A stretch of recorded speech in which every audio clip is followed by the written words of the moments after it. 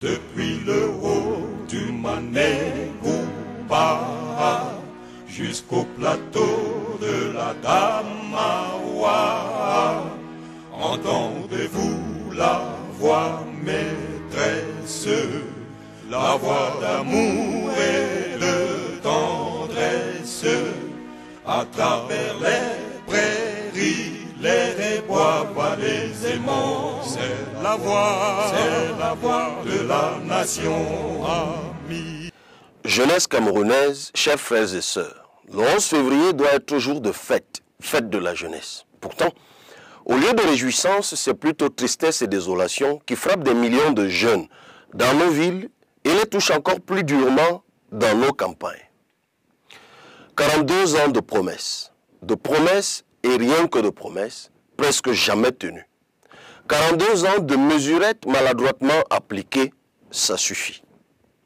Mes chers compatriotes, je viens de séjourner au Mali sur invitation du Burkina Faso, du Niger et du Mali, les pays de l'Alliance des États du Sahel qui travaillent et recouvrent leur souveraineté, leur union et leur développement. Je leur ai présenté le fédéralisme communautaire, qui est une pensée africaine pour le développement de l'Afrique. Les peuples de l'AES espèrent en tirer grand profit. Et moi, en tant qu'Africain, je suis fier de contribuer à l'émergence de l'Afrique et de mon pays. Cette invitation est la preuve que la jeunesse camerounaise peut, que la jeunesse camerounaise doit.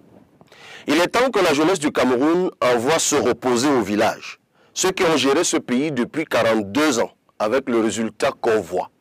L'élection de 2025 nous en donne l'opportunité et en est le seul et unique moyen légal. Même si le bilan de 42 ans de gestion avec la complicité de plusieurs qui se présentent aujourd'hui en sauveurs mérite une sanction sévère, la jeunesse doit être sans la haine et rester plus que jamais solidaire et défendre jusqu'au bout nos intérêts. Sans opposer les générations, parce que nous avons besoin de nos aînés à nos côtés. Une personne âgée de 70, 80 ou 90 ans ne saura et ne pourra jamais défendre les jeunes comme un jeune.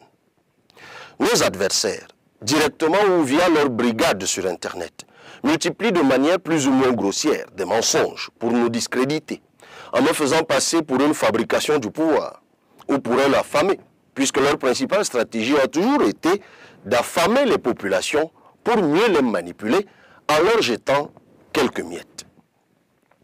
Même ceux dans l'opposition qui disent travailler pour le changement, mais qui nous accablent en prétendant qu'un jeune sorti de l'université est un incapable, un inexpérimenté.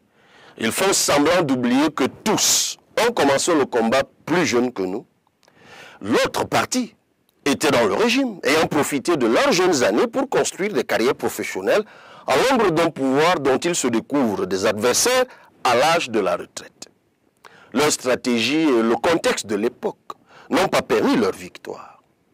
Mais aujourd'hui n'est pas hier. Demain sera meilleur. Dans tous les cas, leur discours ne passera pas. La majorité de la jeunesse consciente qui m'a soutenu dès 2018 sera encore plus déterminée cette année pour faire entendre sa voix, porter des jeunes aux affaires et réussir ensemble. Ce que nous avons vécu ces 42 dernières années ne doit pas être notre avenir et surtout pas celui de nos enfants. Mes chers compatriotes, l'école est abandonnée. Les routes sont détruites, la poubelle est partout, le chômage augmente chaque jour. Mais on vous annonce le contraire dans des discours qui, au fil des ans, est le même. Alors que l'argent détourné et gaspillé par ces gens est estimé à 69 000 milliards. Il est temps que ça change. Je vous disais il y a un an qu'être jeune aujourd'hui au Cameroun, c'est être confronté à la baisse de la qualité de l'éducation à cause des enseignants démotivés qui crient leur souffrance. Des programmes scolaires inachevés, des salles de classe délabrées ou simplement en plein air, comme dans certains villages du nord ou de l'extrême nord, des universités au standing moyenâgeux. Être jeune au Cameroun aujourd'hui, c'est avoir comme travail les petits métiers de l'informel, quel que soit le diplôme et la formation. Les plus chanceux sont conducteurs de moto-taxi. Ceux qui tentent le petit commerce sont torturés par les impôts ou traqués par les mairies. Pire, si on vous soupçonne d'être de l'opposition. Être jeune au Cameroun aujourd'hui, c'est juste avoir envie de partir, Car même si vous vous donnez à fond, votre effort et votre compétence sont récompensés par l'indifférence et l'iniquité. Être jeune femme au Cameroun aujourd'hui, c'est être exposé au féminicide, aux violences physiques et sexuelles, mais surtout à l'impunité des auteurs. Être jeune au Cameroun aujourd'hui, c'est subir le coût élevé de la vie, l'absence d'électricité et d'eau potable, avoir Internet pourri mais cher. Être jeune au Cameroun aujourd'hui, c'est être privé de voix, de choix, de droits. On vous empêche de vous exprimer, de vous organiser, de vous mobiliser. Le pouvoir intimide, réprime, emprisonne et vous considère comme une menace, un ennemi, un criminel.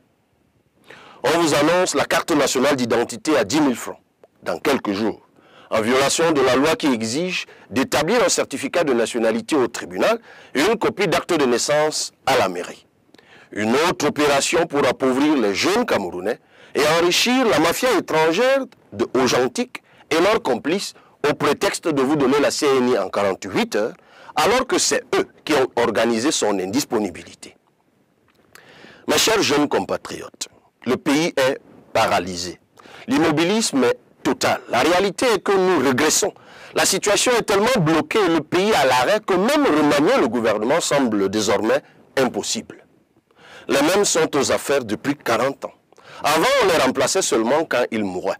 Aujourd'hui, on ne les remplace même plus quand ils sont morts. Les postes restent vacants parce qu'on ne veut rien donner aux jeunes. Mais croyez-moi, avec nous, ça va changer.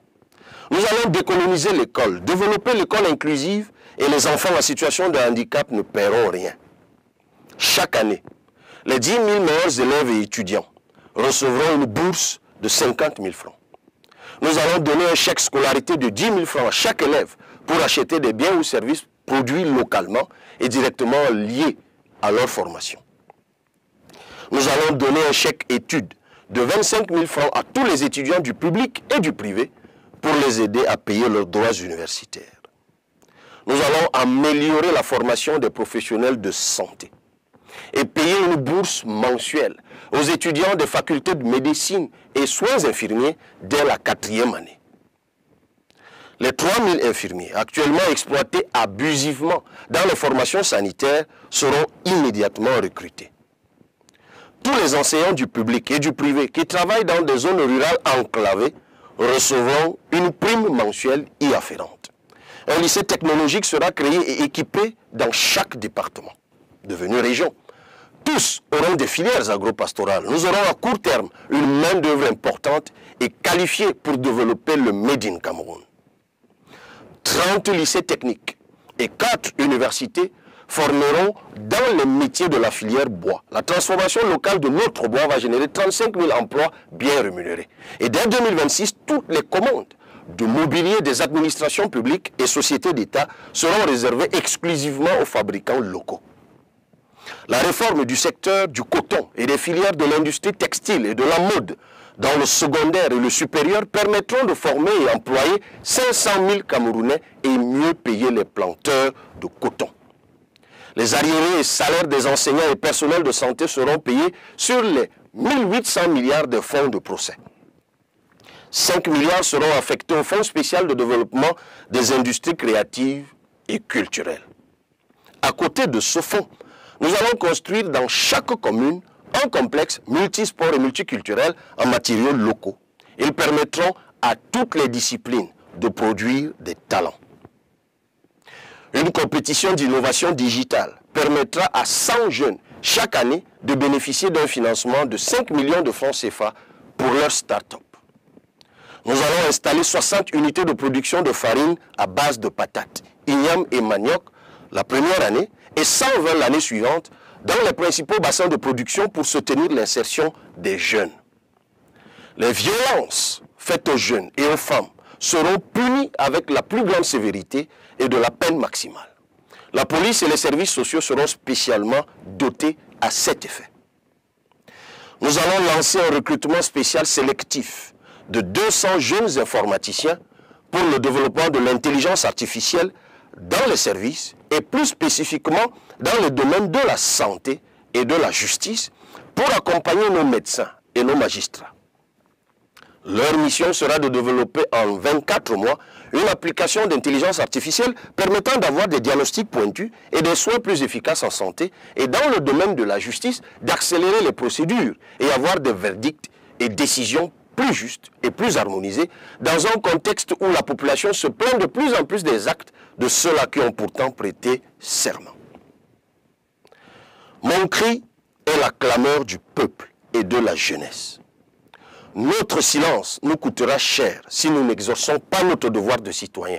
Si ce pouvoir qui nous a tout pris reste, notre souffrance, notre marginalisation et notre pauvreté vont augmenter sans cesse. Nous devons voter pour le changement. Nous pouvons améliorer nos conditions de vie par le vote. Ne doutez pas de votre pouvoir de changer les choses. Avant de conclure, je vous suggère, jeunes, moins jeunes et aînés, d'unir nos voix pour souhaiter, par anticipation, joyeux anniversaire au président de la République, le patriarche Paul Biya, qui va fêter son 92e anniversaire. Dans 3 jours, que Dieu continue de lui faire grâce de vie, de santé, mais surtout d'un repos bien mérité au village, afin que nous puissions bénéficier de ses conseils, du fait de sa très longue expérience de plus de 68 ans de service, dont 42 à la tête de l'État. Gars, un jeune sans carte de lecteur est un jeune sans voix. Fais entendre ta voix. Inscris-toi sur les listes électorales. Et le moment venu, vote et contrôle ton vote. En vous souhaitant ce qui devait être une excellente fête de la jeunesse, je vous le redis. Réussir ensemble est ce que je vous propose. Réussir ensemble est possible. Réussir ensemble est impératif. Bonne fête de la jeunesse à tous et à toutes. Amis, c'est l'heure de la jeunesse. Suivons la voie de la sagesse qui nous appelle, qui nous invite à l'union. C'est la voie de la nation.